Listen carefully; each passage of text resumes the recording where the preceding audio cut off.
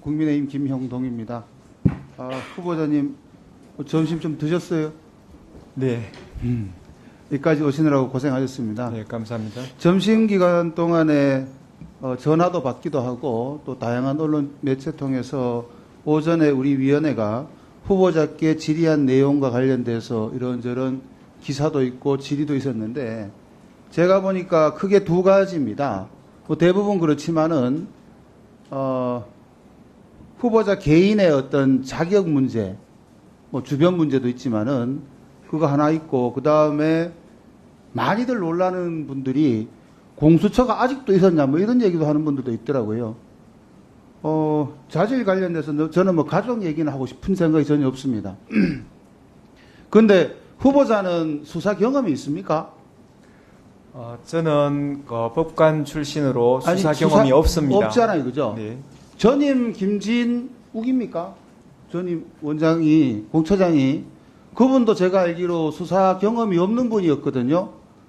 기억하는 게 헌법 정신에 따라서 공수처를 운영하겠다 그런 한마디 남기신 기억이 있는데 저는 공수처를 이끌러 가려면은 최소한 검찰보다 더 뛰어난 능력을 가져야 된다라는 전제에서 또는 비슷한 능력, 수사 능력을 가져야 되는데 어떻습니까? 내가 개인적으로 저걸 하는 건 아니지만은, 전문 능력을 가지고 있는 분들이 있는데, 굳이 내가 해야 된다라는 후보자가 처장을 해야 된다는 뭐 특별한 이유가 있어요? 위원님 말씀에 전적으로 동의합니다. 굉장히 의지만 가지고 어떤 기관을 이끈다, 그거는 불가능할 것 같은데. 굉장히 지금 공수처에 수사 역량이 있는 사람이 꼭 필요한 것도 맞습니다. 그래서 저는 후보자한테 물어보는 거예요. 저는 정말 탁월한 수사 능력을 가진 차장을 선임할 예정이고 제가 말씀드리고 싶은 것은 그런 수사 역량의 강화. 아직 시간이 있으니까 그 부분에 대해서 곰곰이 한번 생각해 줄 필요가 있습니다. 나는 정말 좋은 법관이다. 그거는 맞아요. 내가 그런데 회초리를 대해서 수사를 한다라는 거는 오히려 좋은 사람이 아닌 사람이 더 잘할 수도 있습니다. 네. 그리고 처장을 좋은 수사관을 뽑는다 뭐 그런 취지인데 검사를 뽑는다는 취지인데 그 또한 본인이 정확해야 지도를 하고 지시를 할 거 아니겠습니까? 난 점심 먹으면서 그 생각 굉장히 많이 했습니다. 네.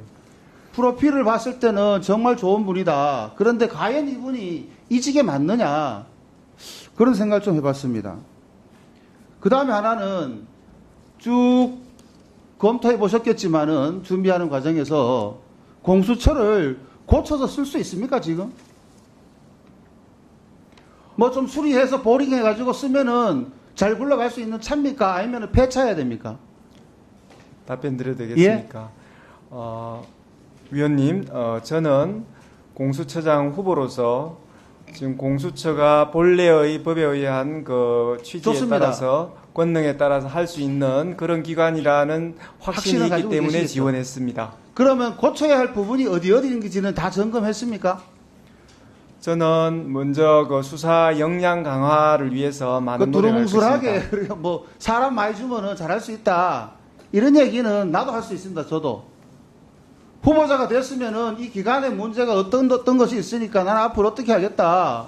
3년 임기 동안 뭘 하겠다. 이런 것들이 있어야 되는데 그런 게 저는 안 보이는 것 같아요. 위원님. 다시 한번 여쭤보겠습니다. 제도적인 부분이지만은 공수처가 수리해서 고쳐서 다시 한번 갈 수 있는 그런 어떤 모멘텀이 있습니까? 기계는 없었다 하더라도, 하드웨어는 없었다 하더라도. 뭐 비유가 적절한지는 모르겠지만은 상당히 그 좋은 엔진을 탑재한 차에 지금 엔진 오일 정도 없는 것 정도로 비유 드릴 수 있겠습니다.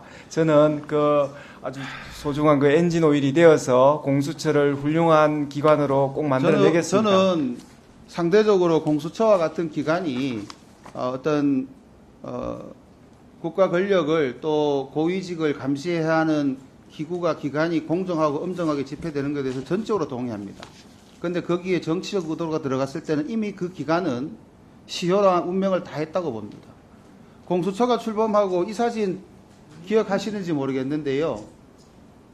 뭐 안 보이시니까 제가 이 사진이 유명한 사진인데 그때 김진욱 공수처장이 이성윤 검사장을 자기 차를 보내가지고 모셔가 와가지고 잠깐 확인하고 조서도 안 남기고 돌려보낸 그런 때 기사입니다. 유명했었죠. 기억하십니까?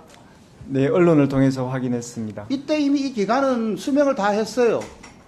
차라리 다 해체하고 공수처보다 더 엄정한 걸 만드는 게 낫지 이걸 가지고 가능하겠는가. 또 한 번 몇 개 말씀드려볼게요.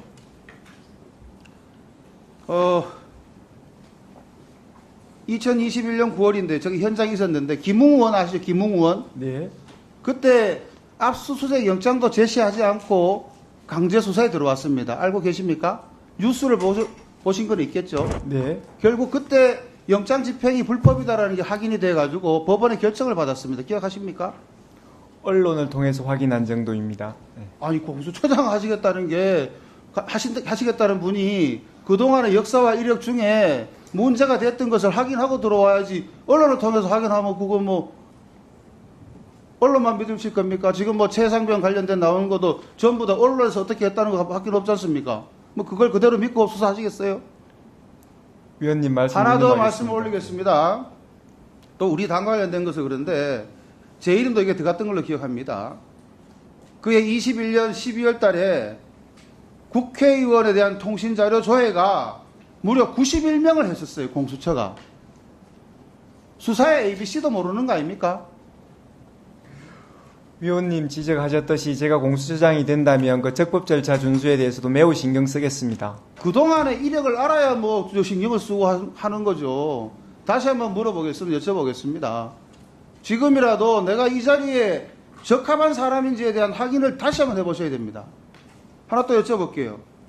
이종섭 장관, 대사, 소환 일정도 잡은지 않은 채 출국 금지 연장을 최근에 공수처에 주장했습니다. 이거는 합당한 서사라고 생각하십니까? 지금 현재 그 공수처에서 수사 중인 거에 대해서는 제가 좀 언급하는 것은 이 자리에서는 적절하지 않은 것 같습니다. 또 위원님 말씀 주셨으니까 제가 좀 취임하게 되면 또 자세히 보겠습니다. 추가로 질의하겠습니다만 다음 질의까지 제가 방금 몇 개 여쭤본 거에 대해서 개별적 사실이든 아니면 정말 내가 맡아주면 이 역할을 할 수 있을지에 대해서 엉뚱하게 한번 판단해 보십시오. 네, 잘 저는 알겠습니다. 가족 문제는 묻지 않습니다.